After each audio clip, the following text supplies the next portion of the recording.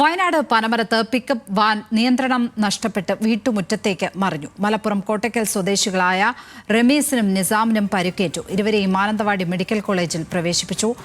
വിവരങ്ങളുമായി വയനാട്ടിൽ നിന്ന് ആഷിഖ് റഹ്മാൻ ചേരുന്നു. ആഷിഖ്, എപ്പോഴാണ് ഈ അപകടമുണ്ടായത്? എങ്ങനെയാണ് ഈ രീതിയിൽ ഒരു അപകടം സംഭവിച്ചിരിക്കുന്നത് അവിടെ? ലക്ഷ്മിവർമ്മ, ഇന്ന് ഉച്ചയോടെയാണ് ഈ ഒരു അപകടം നടന്നത്. പനമരം സുൽത്താൻ ബത്തേരി റൂട്ടിലാണ് കോട്ടയ്ക്കൽ സ്വദേശികളായ രണ്ട് യുവാക്കൾ സഞ്ചരിക്കവേ വാഹനം ഈ പിക്കപ്പ് വാൻ നിയന്ത്രണം നഷ്ടപ്പെട്ട വീട്ടിലേക്ക് പതിച്ചിട്ടുള്ളത്. വാഹനം കമിഴ്ന്ന നിലയിലാണ് കണ്ടത്. കാരണം റോഡിൽ നിന്നും അല്പം താഴ്ചയിലാണ് വീടുള്ളത്. അതിനെ നിയന്ത്രണം നഷ്ടപ്പെട്ടാണ് ഈ വാഹനം താഴ്ചയ്ക്ക് പതിച്ചിട്ടുള്ളത്.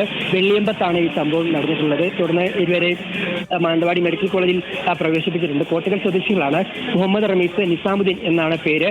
ഇത്തരത്തിൽ സാധനങ്ങൾ കൊണ്ടുപോകാൻ വേണ്ടി എളുപ്പത്തിൽ ഈ യാത്ര സമയത്താണ് നിയന്ത്രണം നഷ്ടപ്പെടുകയും ഈ വീടിന് സമീപത്തായി വീഴുകയും ചെയ്തിട്ടുണ്ടെങ്കിലും രണ്ടുപേരുടെയും പരിക്ക് ഗുരുതരമല്ല എന്നുള്ളതാണ് ഇപ്പോൾ മാനന്തവാടി മെഡിക്കൽ കോളേജിൽ അറിയിക്കുന്നത്.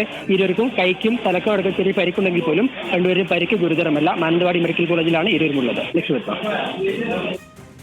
ആഷിഖ് റഹ്മാൻ വയനാട്ടിൽ നിന്ന്.